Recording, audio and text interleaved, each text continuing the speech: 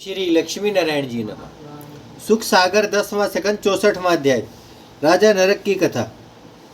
सुखदेव जी बोले, हे परीक्षित, नाग कुल में नरक नाम का राजा बड़ा प्रतापी व धर्मात्मा होकर असंख्य गो विधि पूर्वक ब्राह्मणों को दान देता था।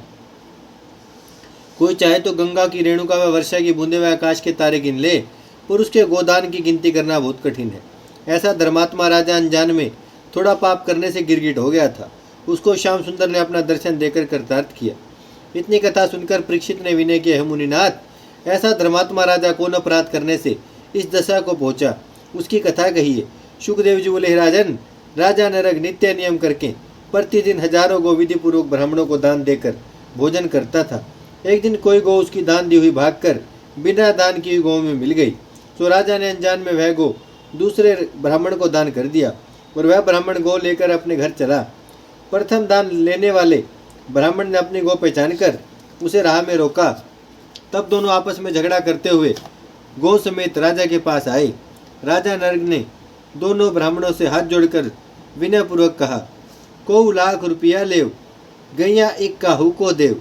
यह वचन सुनते ब्राह्मण क्रोधित होकर राजा से बोला कि जो गो स्वस्तिक बोलकर हमने दान लिया, उसको करोड़ रुपया पाने से भी ना देंगे। यह गो हमारे प्राण के अधिक है। यह सुनकर राजा ने विनयपूर्वक उससे कहा कि महाराज, यह अपराध मुझसे अनजान में हुआ है। एक गो के बदले लाख गो लेकर अपना क्रोध क्षमा करो। जब लाख गो व लाख रुपए देने पर भी दोनों ब्राह्मणों ने नहीं माना और वह गौ छोड़कर अपने घर चले गए, तब राजा ने बहुत उदास होकर कहा कि अनजान में मुझसे यह पाप हो गया, सो कैसे छूटेगा। ऐसा विचार कर राजा ने उस धर्म के छुड़ाने के लिए और बहुत सा दान ब्राह्मणों को दिया, पर उसका संदेह न छूटा। कुछ दिन बीते, जब राजा मर गया और यमदूत उसे धर्मराज के पास ले गए, तब धर्मराज ने उसको आदरपूर्वक अपने पास सिंहासन पर बैठा कर कहा, हे राजन, तुम्हारा पुण्य बहुत होकर थोड़ा सा पाप भी है, सो तुम प्रथम अपने पुण्य का फल भोगोगे या पाप का दुख। यह सुनकर राजा बोला, महाराज, पहले अपने अपराध का दंड भोगकर पीछे से पुण्य का फल भोगूंगा। यह सुनकर धर्मराज ने कहा कि तुमने अनजान में जो दान की हुई गौ फिर दूसरे ब्राह्मण को संकल्प दिया था, उसी पाप से तुमको गिरगिट होकर कुछ दिन अंधेरे कुएं में रहना पड़ेगा। जब द्वापर के अंत में श्री कृष्ण जी अवतार लेकर तुमको अपना दर्शन देंगे, तब तुम्हारी मुक्ति होगी। यह वचन धर्मराज के मुख से निकलते ही राजा गिरगिट होकर गिर पड़ा और समुद्र के किनारे अंधेरे कुएं में रहने लगा। जिस दिनों में श्री कृष्ण जी बाणासुर को जीतकर द्वारका में पहुंचे, उन्हीं दिनों में प्रद्युम्न व साम आदि यदुवंशी उसी कुएं की ओर अहिर खेलने गए। एक बालक प्यासा होकर उसी कुएं पर पानी भरने गया, तो क्या देखा कि एक गिरगिट से कुआं भरा है। यह आश्चर्य देखकर उस बालक ने अपने साथी लड़कों को बुलाकर वह गिरगिट दिखलाया। दयावान हरिपुत्र सब किन हो यही विचार, या गिरगिट को कूपते हम काढ़े एक बार।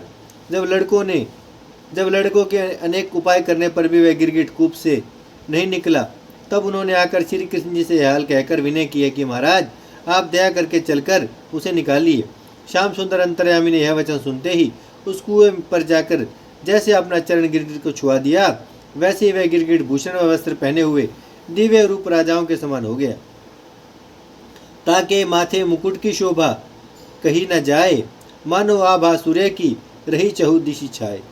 वह कुएं से निकलकर हरिचरणों पर गिर पड़ा और हाथ जोड़कर बोला, हे बैकुंठनाथ, आपने मुझे महाविपत्ति में दर्शन देकर कृतार्थ किया। तुम्हारे सिवा मुझ ऐसे अधर्मी को सुख देने वाला तीनों लोकों में कोई नहीं है। जब इसी तरह राजा नरक श्याम सुंदर की भूस्तुति करने लगा, तब प्रद्युम्न आदि लड़कों ने यह चंबा देखकर मुरली मनोहर से पूछा, हे महाप्रभु, यह कौन है और किस अपराध से गिरगिट हुआ था? इसका भेद कहिए, जिसमें हमारा संदेह छूट जाए। यह वचन वृंदावन विहारी ने सुनकर राजा नरक से पूछा, तुम कोई देवता व किसी देश के राजा होकर गिरगिट तनु में क्यों पड़े थे? नरक ने हाथ जोड़कर विनय किया, हे अंतर्यामी, तुमसे कुछ छिपा नहीं है, पर तुम्हारी आज्ञा से अपना वृत्तांत कहता हूँ, सुनिए।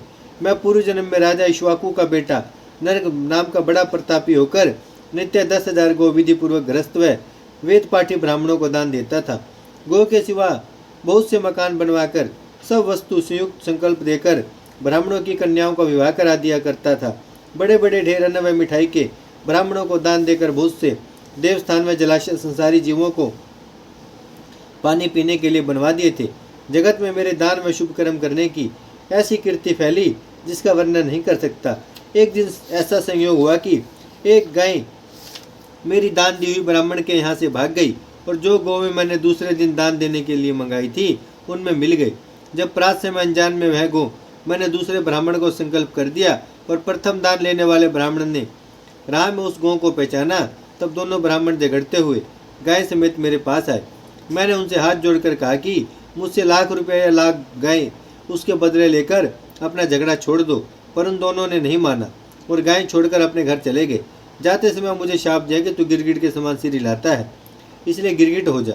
जब कुछ दिन बीते मैं मर गया, तब उसी शाप से धर्मराज ने मुझे गिरगिट तनु देकर इस कुएं में डाल दिया और विनय करने पर यह कहा कि श्री कृष्ण जी के दर्शन पाने से तेरी मुक्ति होगी।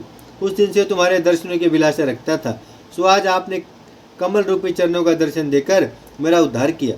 जिस तरह आपने मुझे ऐसे धर्मी को अपना दर्शन देकर कृतार्थ किया, उसी तरह दयालु होकर ऐसा वरदान दीजिए कि तुम्हारे चरणों की भक्ति मुझे बनी रहे। जब द्वारकानाथ ने राजा नर को इच्छापूर्वक वरदान देकर विदा किया और वह उत्तम विमान पर बैठकर देवलोक को चला गया, तब श्याम सुंदर ने अपने पुत्र और यदुवंशियों से जो वहां पर खड़े थे कहा कि देखो, ब्राह्मणों की महिमा इतनी बड़ी है कि बिना अपराध भी ब्राह्मण किसी पर क्रोध करे तो उसके लिए अच्छा नहीं होता। ज्ञानी को चाहिए कि किसी ब्राह्मण का धन ना ले। जिस तरह अग्नि के खाने से मुख जलता है, उसी तरह ब्रह्मांश लेने वाले की गति समझना चाहिए। विष खाने से एक मनुष्य मरता है और ब्रह्मांश लेने वाले के कुल परिवार का पता नहीं लगता। विष खाने वाला औषधि करने से अच्छा भी हो जाता है, पर ब्रह्मांश लेने वाले का दुख छूटने के वास्ते कोई औषधि काम नहीं करती। जो मनुष्य अनजान में भी ब्राह्मण का धन या पृथ्वी लेता है, उसके 3 पुरखा नरक में पड़ते हैं, और जो कोई ब्राह्मण की वस्तु बरदोरी छीन लेता है, उसके 10 पुरखा माता व पिता को नरक भोगना पड़ता है। जो लोग दिया हुआ दान ब्राह्मण से फेर लेते हैं, उनको 60,000 वर्ष नरक का कीड़ा होकर फिर नीच जाति में जन्म मिलता है। कई बार गर्भपात होकर जब उत्पन्न होते हैं, तब कंगाल व रोगी रहकर उनका जन्म बीतता है। राजा नरक की दशा देखकर यह बात सत्य समझना चाहिए। दान देते दिगराज को विघन करे जो कोई, सो हो वे अतिपात की नरकवास ही होए। कदाचित ब्राह्मण तलवार खींचकर मारने आए तो अपना सिर उसके चरणों पर रख देना उचित है। अधीनता के सिवा उन्हें कठोर वचन कहना न चाहिए। मेरे ऊपर क्रोध करे या दुर्वचन कहे तो मैं कुछ बुरा ना मानकर और उसकी सेवा करता हूँ। तुम लोगों ने सुना होगा कि भृंगु ऋषिवर ने बिना अपराध सोते समय मेरी छाती में लात मारी थी। तब मैं उनका पैर यह समझकर दबाने लगा कि मेरी छाती की चोट उनके ना लगी हो। यह समझकर ब्राह्मण का सम्मान करना उचित है। ब्राह्मण के प्रसन्न होने से लोक व परलोक दोनों बनता है। ब्राह्मण से झूठ बोलना और ब्याज लेना ना चाहिए। जो लोग ब्राह्मण को मेरे सम्मान न जानकर कुछ भेद समझते हैं, उन्हें अवश्य नरक भोगना पड़ता है। ब्राह्मणों को मानने वाले मेरे चरणों की भक्ति पाकर परम पद को पहुँचते हैं। इसलिए तुम लोग मेरे कहने का प्रमाण किया करो। ऐसी विधि समझाए कि माखन प्रभु यदुराय यदुवंशी को साथ ले मंदिर पहुँचे आए। जब श्याम सुंदर ने राजा उग्रसेन से यह सब हाल कहा, तब उन्होंने ब्राह्मणों को बहुत उत्तम जानकर दंडवत किया। इतनी कथा सुनकर परीक्षित ने पूछा, भई मुनिनाथ, राजा नरक ऐसे धर्मात्मा ने अनजान में थोड़ा पाप करने से क्यों इतना दंड पाया? सुखदेव जी बोले, राजा नरक को अपने दान धर्म करने का अभिमान रहता था, इसलिए उसकी यह गति हुई। दान व धर्म करने में गर्व ना करना चाहिए। ओम श्री लक्ष्मी नारायण जी नमः। भजमन नारायण नारायण नारायण, श्रीमन नारायण नारायण नारायण, लक्ष्मी नारायण नारायण नारायण, सत्य नारायण नारायण नारायण, भजमन नारायण श्रीमन नारायण, लक्ष्मी नारायण, सत्य नारायण, भजमन नारायण नारायण नारायण। भागवत महापुराण की जय, लक्ष्मी नारायण भगवान की जय, गौ माता की जय, गंगा मैया की जय, धरती माता की जय, शिव परिवार